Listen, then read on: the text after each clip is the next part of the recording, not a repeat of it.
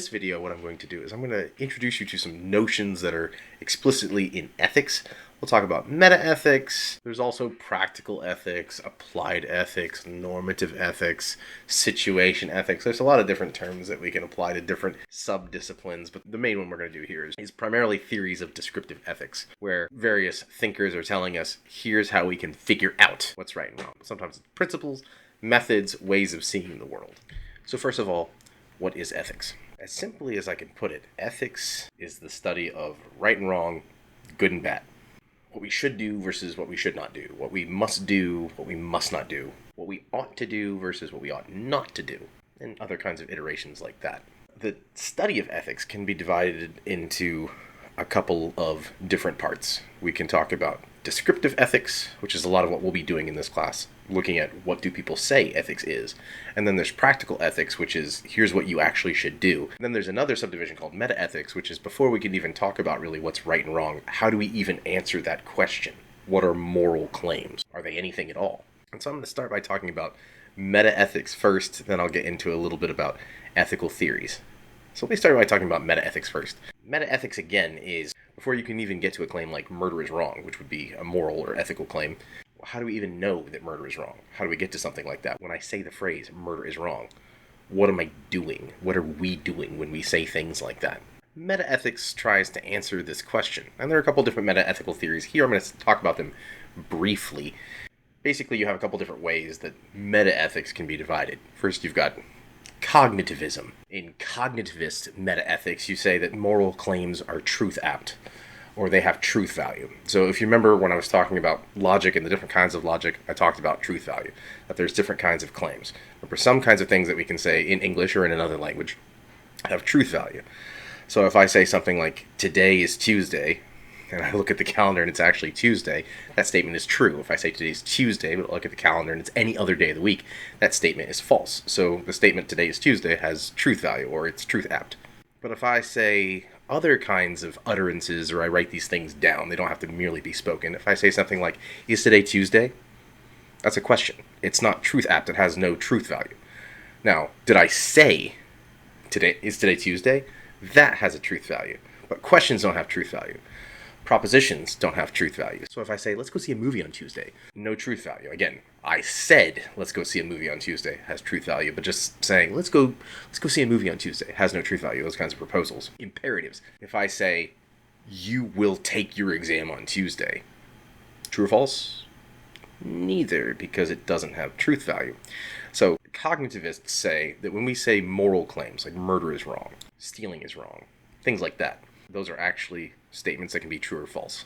On the other hand, there's, in metaethics, what's called non-cognitivism. Non-cognitivists say, basically, okay, when we say phrases like murder is wrong, they're not true or false statements. They're certainly expressing something, but they're not expressing something that can be talked about in terms of truth and falsity.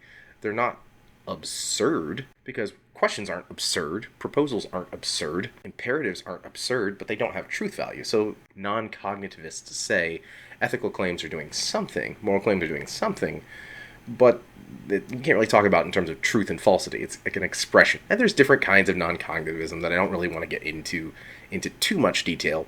A couple of examples would be like emotivism. Emotivism would say that when you say something like murder is bad, you're really saying something along the lines of, I don't like murder.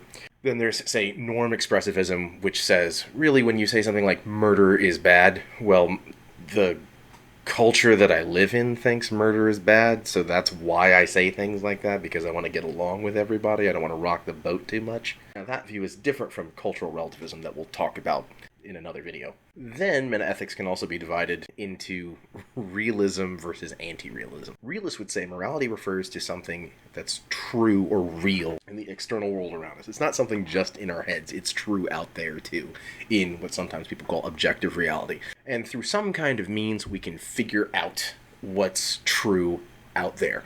Whether it's really distant, it's hard for us to figure it out maybe, but we can figure it out if we just apply the appropriate means. Maybe it's looking at certain kinds of texts, seeing what the divine has commanded. Maybe it's something that we could figure out hypothetically, scientifically. If we look at it, it's something real in the world. Maybe we use our reason, maybe we use our sense experience, but it's something real out there. On the other hand, anti-realists say that moral laws are not discoverable. Moral laws, like something like murder is wrong. You're not able to discover like scientific laws of motion. Murder is wrong is not the same thing as saying an object at rest will always remain at rest unless acted upon by an external force. It's not scientific in the same way. It's not discoverable and testable in the same kind of way. Anti-realists say that morality doesn't really refer to anything in the external world. And just because someone's an anti-realist, it doesn't refer to anything real in the external world, does not mean that an anti-realist would necessarily be opposed to making moral judgments. Another distinction we can talk about in metaethics is the distinction between naturalism and non-naturalism. Naturalism is the view that moral claims and ethical values are properties which can be studied in nature, and our moral values are reducible or can be broken down into that. So something like, we see that in nature animals reproduce, therefore reproduction is good, therefore things that are conducive to reproduction are good, therefore institutions like marriage are good and valuable for that reason because they're conducive to something we already see happening in nature. Whereas non-naturalists would say moral concepts are analyzable, but they're intuitions. That is, there's something that we know, but they're not just reducible to nature. There's something else going on there. Now, this course is not going to be too much into metaethics. We're going to talk about ethical theories, but I want you to think about that there's a lot of what we call first-order issues in ethics, where we're talking about what's right, what's wrong, what's the right thing to do here. But sometimes we have to think about the second-order questions, which is, before we even get to what's right or wrong here, how do we even figure out what right and wrong is in the first place? And a lot of this course is going to be talking about the different viewpoints there are on talking about how we determine it. So when we're talking about ethical theories, the ethical theories are saying, here are the means whereby we can figure out what's right and what's wrong. So that's most of what we're going to be doing this semester, is looking at different theories. And when I say moral theories, I mean here's different views or perspectives. When I call them theories, it's a cohesive perspective that says there's a whole system by which we can figure out here's what we should do. Here's an apparatus, here's a system of tools that we can use to figure out what we ought to do. But sometimes they have different metaethical assumptions that I've already discussed here. Now that I've talked about metaethics generally, let's go back around to talking about ethics more broadly. What is ethics then? So I've talked about metaethics, and again, that's how we figure out, like, before we even get to talking about right and wrong and good and bad and all that stuff, there are the terms where we can divide how we even think about talking about it before we even get to the actual content of what's right and what's wrong. Sure, that's very technical and very challenging, but a worthwhile pursuit. Let's talk about ethics. So, moving back a bit, what is ethics? Even the English word ethics, we follow its etymological trajectory, comes from an old Greek word, ethika, which means ethics. So our English word ethics comes from an Attic Greek word, ethike, which itself comes from two other Greek words that are important. You've got ethos, that means character, who you are, related to the word ethos, which means habit or custom, manner, like what you do. And so think about that, just even the word ethics. It's kind of a combination of who you are as a person, character, and then what you do, what your actions are. The word ethics just has to do with character, habit. But what about this other term, morality, that pops up a lot? What's the difference then between ethics and morality? Well, here's something that's not helpful. Those terms that I used, ethos, ethike, those are all Greek terms. The Latin word for custom or habit is moris, where we get morality and mores and moral and all that stuff. So it's really just the Latin word for the same stuff. So this is just laid the groundwork for some terms in here, some terms I want you to be familiar with. So when I say metaethics, I'm not just making up some word. When I say metaethics, what I mean is, before we even get to talking about ethics, how do we figure out what's right and wrong? So ethics is, again, that's bad, that's good. Metaethics is, how do we know that before we even get there? That's a good question to ask, because sometimes ethics, as we'll see in the next thing that I'm going to talk about, because in the next video I'm going to talk about ancient ethics, and something that we see in ancient ethics is that ancient thinkers were often getting at this problem of,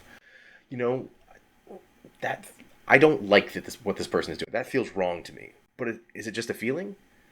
Like, you know this. You've had experiences before where you've seen somebody do something, you heard about something, and it disgusts you, and you're like, oh, that fills me with revulsion. I don't like that. Well, and our moral feelings, when we're like, that's wrong, is it really just a feeling of disgust?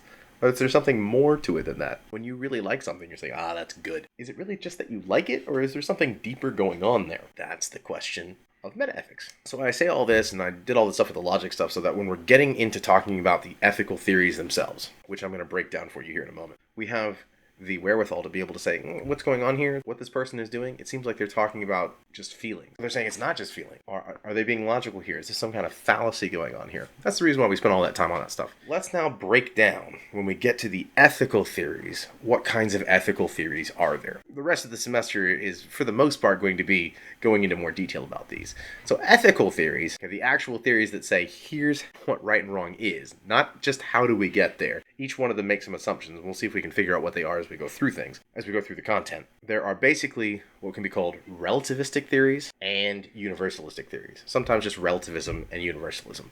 Relativistic theories would include moral subjectivism, cultural relativism, and divine command theory. And basically, what relativistic theories say is that it comes down to what somebody has said or proclaimed. Universalistic theories, on the other hand, do not reduce down to what somebody has simply said or uttered. Universalistic theories make the claim that certainly moral claims can be true or false, but they're not merely relative to what somebody or someone has said, written down, or felt, but that they're just true for everyone. For the most part, I think we can say in all times and all places.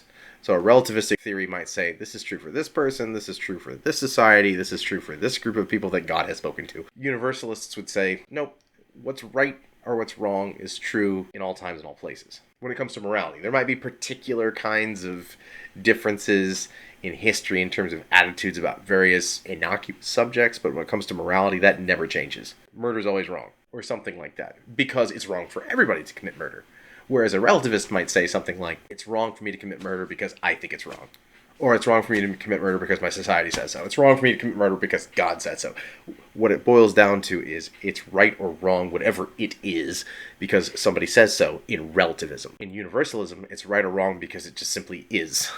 And we all know it in some kind of way. There's some way that we can deduce that. Universalistic theories would include things like virtue ethics, rights ethics, natural law, utilitarianism, and deontology. And then later in the semester, I'll also talk about another series of what I'll call other approaches, especially existentialism, where we're kind of looking at it from a completely different perspective altogether. So when I talk about these different moral theories, it's not that you have to do one of these. In fact, many people throughout history that we'll see, even in people that we're covering that are often associated with particular theories, kind of pick and choose in some ways from some different traditions.